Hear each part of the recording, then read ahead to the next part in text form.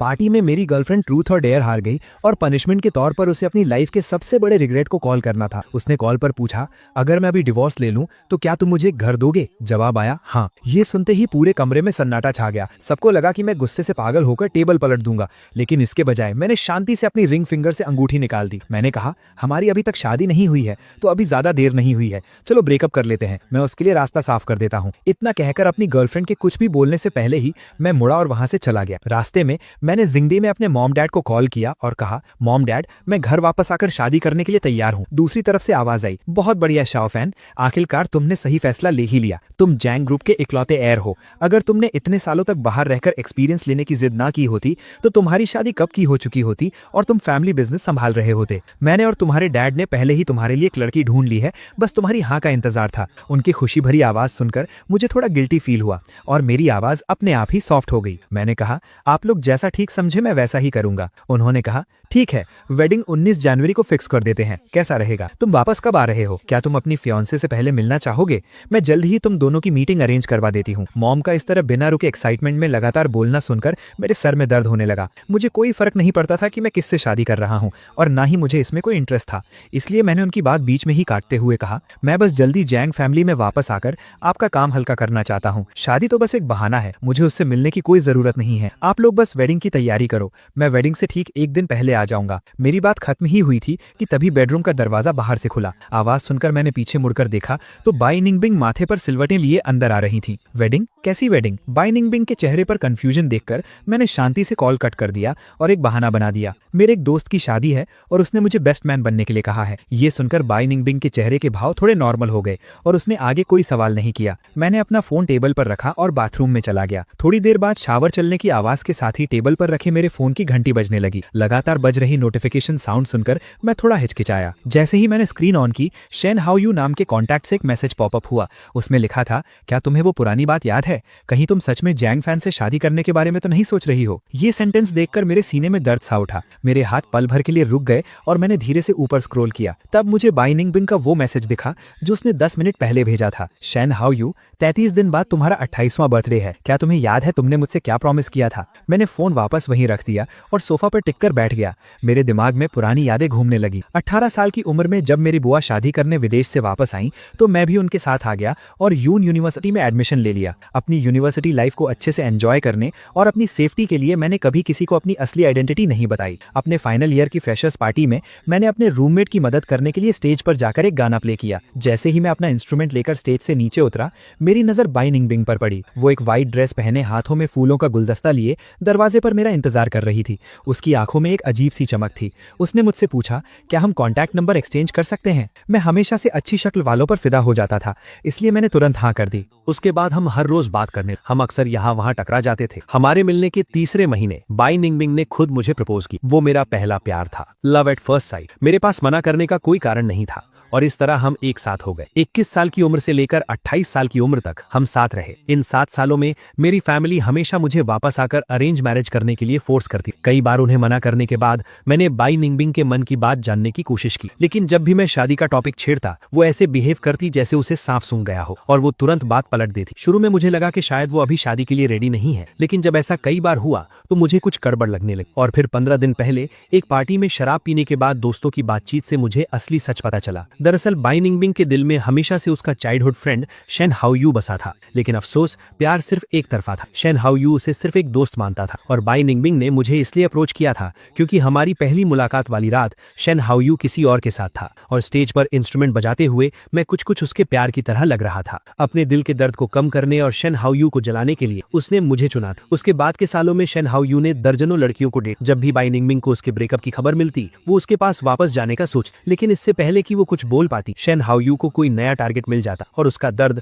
और बढ़ जाता। इसी तरह से गोल गोल घूमते हुए 7 साल बीत गए। हमारा ब्रेकअप नहीं हुआ था और बाई निंगबिंग ने भी कभी अपनी उम्मीद नहीं छोड़ी थी। वो बस शेन हाउ यू के वापस आने का इंतजार कर रही थी। वो उस मजाक का इंतजार कर रही थी जो शेन हाउ यू ने सालों पहले नशे में कहा था कि बिंगबिंग, जब मैं 28 साल का हो जाऊंगा और अगर तब तक हम दोनों की शादी नहीं हुई होगी तो क्यों ना हम दोनों एक साथ आ जाएं। इसलिए वो हर साल उससे यही सवाल पूछती थी और आखिरकार इस साल उसे शेन हाउ यू के 28वें बर्थडे का इंतजार करने का मौका मिल ही गया। बाई निंगबिंग निंगमिंग के फोन में चैट्स देखकर मुझे हंसी आ गई। 33 दिन बाद शेन हाओयू का 28वां बर्थडे था और यही वो दिन था जो मैंने उससे ब्रेकअप करके वापस घर जाकर शादी करने के लिए सिलेक्ट। बाय निंगमिंग को स्टडी रूम में जाते देख मैं भी उठा, लाइट्स ऑफ की और वापस बेड पर लेट गया। पता नहीं कितना टाइम बीत गया, उस अंधेरे कमरे में मुझे हल्की सी कदमों की आवाज सुनाई। एक चमकता हुआ फोन बेड के पास वाले टेबल पर रखा गया और कोई मेरे पीछे आकर लेट गया। फिर से कमरे में एक लंबा सन्नाटा छा गया जो सिर्फ उसके धीरे धीरे सांस लेने की आवाज से टूट रहा था। मैंने वापस अपनी आंखें खोली, अपना हाथ बढ़ाया और बाय निंगमिंग का फोन उठा लिया। मैंने फिर से वही चैट ओपन की। उसमें सिर्फ 4 नए वर्ड्स ऐड हुए थे, मैं तुम्हें कभी नहीं भूल सकती। ये बहुत ही सिंपल से वर्ड्स थे, लेकिन मैं इमेजिन कर सकता था कि इन्हें टाइप करते वक्त बाय निंगमिंग की हालत कैसी होगी। शायद वो अपने होठ चबा रही होगी, उसकी आंखें स्क्रीन पर टिकी होंगी। उसने बहुत सोच समझकर एक लंबा सा मैसेज टाइप किया होगा, फिर उसे डिलीट कर दिया होगा। वो हर एक वर्ड को बहुत केयरफुली चुन रही होगी। उसे इस बात का डर होगा कि कहीं उसकी फीलिंग्स बहुत आसानी से पता न चल जाए, और ये भी डर होगा कि कहीं उसकी फीलिंग्स को कोई नोटिस ही ना करे। इतनी केयर और इतनी सावधानी वो सिर्फ शेन हाओयू के लिए ही दिखा सकती थी। ये सब सोचते हुए मेरे चेहरे पर एक दर्द भरी मुस्कान आ गई। उसका पूरा फोकस बस उस 28 साल वाले प्रॉमिस पर था। वो बस इस इंतजार में थी कि शेन हाओयू उससे शादी करने के लिए हाँ कर दे। पूरी रात मैं आंखें बंद किए लेटा रहा, लेकिन मुझे नींद नहीं आई। सुबह होने के बाद मुझे अपने पास कुछ हिलने डुलने की आवाज सुनाई। मैंने अपनी आंखें खोली और कहा, आज काम से जल्दी आ जाना। बाय निंगमिंग अपने हाथों पर लोशन लगा रही थी। उसने कंफ्यूजन से मेरी तरफ देखा और पूछा, क्या कोई काम है? कुछ देर चुप रहने के बाद मैंने धीरे से कहा, आज तुम्हारा बर्थडे है, क्या तुम भूल गई? बिंगबिंग थोड़ी चौंक गई और फिर उसने हाँ में सिर हिलाया। पिछले 15 दिनों से बिंगबिंग के दिमाग में सिर्फ शेन हाओयू और उसका 28 साल वाला प्रॉमिस ही चल रहा था। उसे किसी और चीज की परवाह नहीं थी, यहाँ तक कि वो अपना बर्थडे भी भूल चुकी थी। ये याद करके कि कैसे मैंने पिछले 2 महीनों में उसके लिए एक सरप्राइज पार्टी प्लान करने में इतनी मेहनत की थी, मुझे अब सब बेकार लग रहा था। मेरे अंदर बहुत सारे इमोशंस चल रहे थे। बाय निंगमिंग ने मेरे चेहरे की बदलते एक्सप्रेशंस को नोटिस नहीं किया। उसने बस इतना कहा, इसे सिंपल ही रखना, इसे पहले की तरह ग्रैंड बनाने की जरूरत नहीं है। पिछले सालों में मैंने हमेशा उसे खुश करने के लिए उसकी बर्थडे पार्टी में अपनी पूरी जान लगा दी, लेकिन उसने कभी मेरी एफर्ट्स की कद्र नहीं की थी। इसलिए उसकी ये बात सुनकर मेरी आवाज में एक अजीब सी हंसी थी। मैंने कहा, पार्टी की तैयारी हो चुकी है, सबने आने के लिए हाँ भी कर दी है, तो अब इसे कैंसिल नहीं किया जा सकता। इस पार्टी की तैयारी मैंने 3 महीने पहले ही शुरू कर दी थी। उस वक्त मुझे नहीं पता था कि उसके दिल में कोई और है। अगर मुझे पहले पता होता तो मैं ये पार्टी कभी ऑर्गेनाइज नहीं करता। मेरी बात सुनने के बाद बिंगबिंग ने कुछ नहीं कहा। वो अपना फोन लेकर बेडरूम से बाहर चली, लेकिन उसके मुड़ने से ठीक पहले मैंने उसके माथे पर शिकन देख ली। ऑफिस पहुंचने के बाद मैं सीधा मैनेजर के कैबिन में गया और अपना रेजिग्नेशन दे दिया। जब मैं बाहर आया तो मेरे हाथ में रेजिग्नेशन लेटर देखकर पूरे ऑफिस में हंगामा मच गया। शाओफैन, क्या तुम जा रहे हो? तुमने अचानक से रिजाइन क्यों कर दिया? क्या तुमने कोई नई कंपनी ढूंढ ली है? तुम इतनी क्लियर कैसे हो? कहीं तुम वापस जाकर अपनी करोड़ों की फैमिली प्रॉपर्टी तो इनहेरिट नहीं करने वाले? सबकी फिक्र देखकर मैंने अपने हाथ का सामान नीचे रखा, धीरे से मुस्कुराया और कहा, मैं शादी करने जा रहा हूँ। मेरे कलीग्स ने समझदारी से सिर हिलाया। मेरा एक करीबी दोस्त चिन हाओ मेरे पास आया और पूछने लगा, फैन, क्या आखिरकार तुम्हारी गर्लफ्रेंड शादी के लिए मान गई? अचानक उसका दिमाग कैसे खुल गया? मेरे पास उसे एक्सप्लेन करने की एनर्जी नहीं, इसलिए मैंने बात पलट दी। मैंने कहा, इन सालों में मेरा साथ देने के लिए आप सबका बहुत बहुत शुक्रिया। मैं आप सबको बाद में डिनर पर लेके चलूंगा। काम के बाद मैंने अपने 4-5 कलीग्स के साथ 2 घंटे तक खाना खाया। जब मैं होटल पहुंचा तो रात के 8 बज चुके थे। मैं जल्दी जल्दी प्राइवेट रूम के दरवाजे तक गया और दरवाजा खोलने ही वाला था, तभी अंदर से आती हुई आवाजों ने मुझे रोक लिया। एक ने कहा, बाहर इतनी ठंड है, बिंगबिंग किसे पिक करने गई है? दूसरे ने कहा, और कौन हो सकता है? शेन हाओयू ही होगा। मैं उसके पास ही खड़ा था जब मैंने उसे कहते सुना कि शेन हाओयू आज वापस आ रहा है, और वो तुरंत उसे लेने भाग गई। सच में? तब तो बिंगबिंग बहुत खुश होगी। आज उसका 28वां बर्थडे है और 1 महीने बाद शेन हाओयू भी 28 का हो जाएगा। क्या वो सच में अपना प्रॉमिस पूरा करने के लिए वापस आया है? मैंने सुना है शेन हाओयू फिर से सिंगल हो गया है। ऐसा लग रहा है कि वो सच में उसी के लिए वापस आया है। लेकिन अगर वो दोनों सच में एक साथ आ गए तो जियांग फैन का क्या होगा? हमने उससे इतने सालों तक ये बात छुपाई है। 7 साल हो गए और उसे तो ये भी नहीं पता कि शेन हाओयू कौन है। वो अभी भी बिंगबिंग से पागलों की तरह प्यार करता है। इसमें हम क्या कर सकते हैं? बिंगबिंग तो शेन हाओयू के प्यार में अंधी है। अगर शेन हाओयू ने अपना प्रॉमिस पूरा कर दिया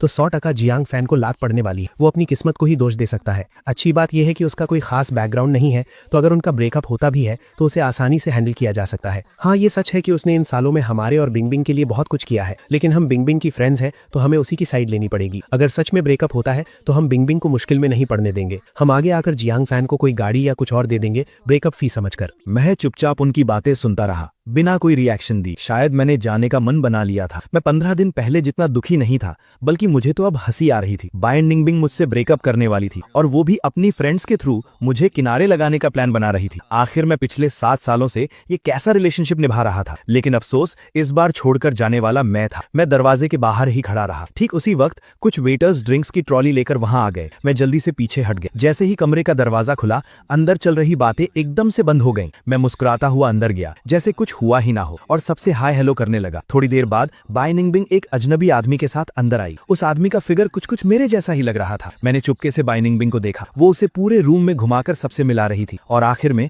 मेरे पास आकर उसे इंट्रोड्यूस करवाया। उसने कहा, ये मेरा चाइल्डहुड फ्रेंड है शेन, हाउ यू। बाय निंगबिंग थोड़ा झिझकी और फिर बोली, और ये मेरा नॉर्मल दोस्त है जियांग फान। ये कहते वक्त बाय निंगबिंग ने